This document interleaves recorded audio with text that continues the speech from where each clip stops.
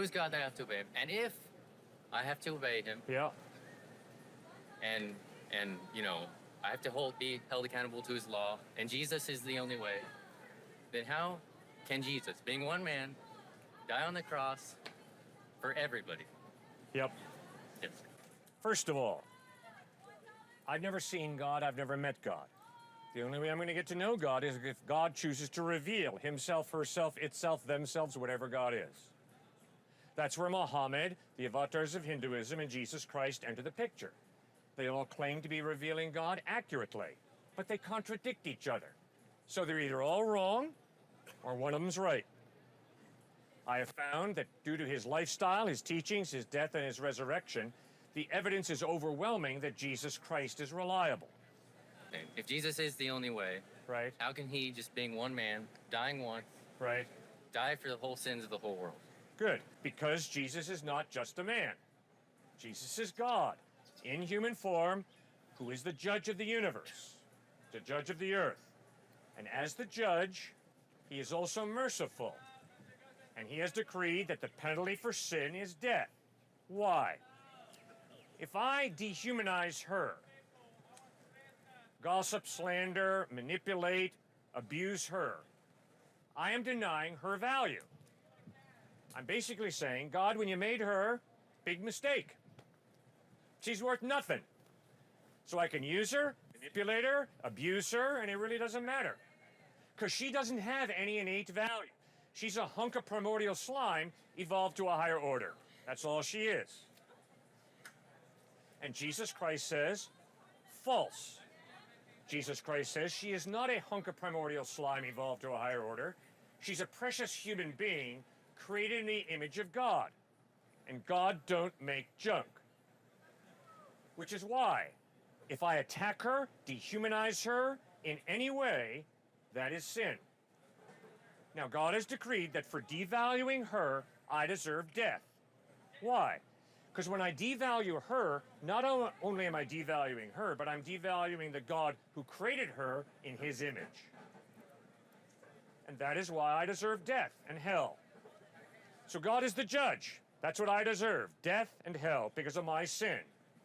But God is also merciful. Now, how do you bring judgment and mercy together? That's where the cross of Christ comes in. Christ, being God in human form, not just a man, but God in human form, lives a sinless life, and then he bleeds and dies on a cross to pay the debt, to absorb the hit that I deserve for dehumanizing her. These whole days you've been here, you've seemed to know a lot of the answers to things, and it's because you've studied a lot. But I was wondering what kind of struggles and doubts you have with your faith. What kind of doubts and struggles do I have? I doubt at times that God exists, because I can't see God. And I'm a very physical guy. I like the idea that I can see her, and I can touch her, all right? That gives me a degree of certainty that she's really here, she's real. I can't see God, I can't touch God. God is a spiritual being. Well, guess what? That bugs me. That's hard for me. Until I start thinking more deeply. Yes, I can see her and I can touch her. But who is she? She has a body. But when I talk with her, what am I talking with? I'm talking with a person inside this beautiful body who I cannot see. Her mind, her thoughts, her emotions, her conscience, her rational thinking, none of which I can see. So this whole idea that unless I can see it, I can't believe it, is rubbish. All of us believe in things we can't see. All of us think rational thoughts. Can you take a rational thought and stuff it into a test tube? I doubt it. Are you going to tell me that because you can't see a rational thought, it's not real? I doubt it. So that's my first doubt. My second doubt is, did Jesus really rise from the dead? You know, when I do a funeral and we're about to lower that casket into the ground, and I'm standing here telling people this person has put their faith in Christ and we will see them again one day in heaven. There's part of me that goes, really? I struggle with that. I mean, if you look at a dead body long enough, you realize this boy ain't coming back. This boy's dead. And now I'm standing here saying, no, because Jesus rose from the dead, and because he who rose from the dead promised that we'd have new bodies for eternity, that's hard for me. So what do? I'm standing there at the graveside. We're about to lower the body into the grave, and I'm struggling inside. Cliff, do you really believe there's life after death? You really think this guy, because he's put his faith in Christ, is going to be in heaven? You're going to see him one day. And then what I do is I look up. And I begin to consider, this universe is a pretty big place. In fact, Stephen Hawking thought it was such a big place that he thought it was impossible for there to be a creator, because it's so big. Yeah, well, I'm convinced there is a mind, a creator. And I agree with Stephen Hawking, obviously. It's a really, really big place, this universe. Now, the mind who put the universe together, do you think the mind that's big enough to create the universe is big enough and powerful enough to raise a dead person back to life? And I say yes. But if I just get sucked in emotionally to the fact that this body's dead and I'm having a hard time believing this body's going to ever be alive again, I doubt. I struggle. But that's how I deal with my doubts in those two areas.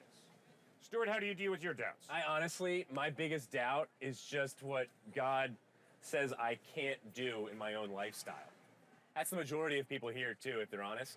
The vast majority of people here, especially those who come out and want to literally ask us 25 questions in less than a minute, it's more of an emotional issue for them. It's more of a desire to live my own lifestyle. And so for me, it's, look, I want to live, especially when I was in college, a promiscuous lifestyle. I wanted to do certain drugs to feel a certain way.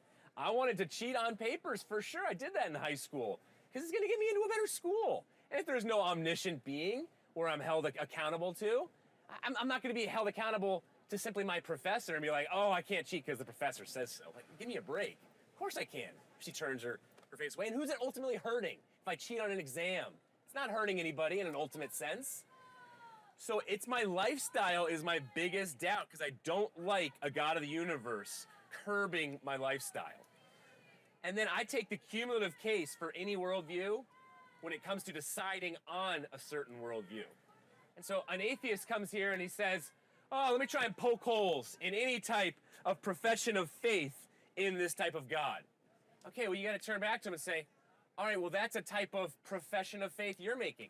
You're bringing a positive case to the table where you're saying there is no God. All right, give me the evidence there is no God, and then also give me your worldview, because worldviews are not just formed logically. They're also formed through your emotional reasoning and through your experience of life. Look, cumulatively, in terms of the logical evidence of God, in terms of how he makes sense of life, in terms of how he connects with your emotions, that is why I believe in God. Now, absolutely, yet again, my will wants to do things outside of what he commands. And yet I always fall back on, even though at times I really don't want to buy into the fabric of the universe and how it's set up. Like, look, don't cheat on your wife. A lot of men in my town cheat on their wives. Sometimes the wives found out, sometimes they don't. Okay, what is the ultimate ramifications typically of cheating on your wife? Disintegration of your family, and it's pain for the rest of your life, usually. Okay, there's a reason why one of the 10 commandments is do not commit adultery. So many sins are pleasurable at first, let's be honest, but the ramifications down the road are not pleasurable. So that's my biggest doubt. It comes to my lifestyle. Sure, do I still have evidentiary pieces like, what about hell? Like, what is hell going to look like? And are there going to be levels of hell? You know, somebody who's lived a pretty good life but rejects God but has still lived a fairly good life, are they going to be in the same level of hell, if there are levels of hell, as a Hitler? If Hitler is even in hell. We don't know if he had a deathbed experience. So that's a big question that I've had. But again, cumulatively, you look at all of the arguments and the evidence compared from the Christian worldview to any other, I don't think it's even close. But I wouldn't take one line of evidence, whether that be emotional, experiential, or logical, and say this is why I'm definitely a Christian. I would look at the cumulative case and see how it stacks up against other worldviews.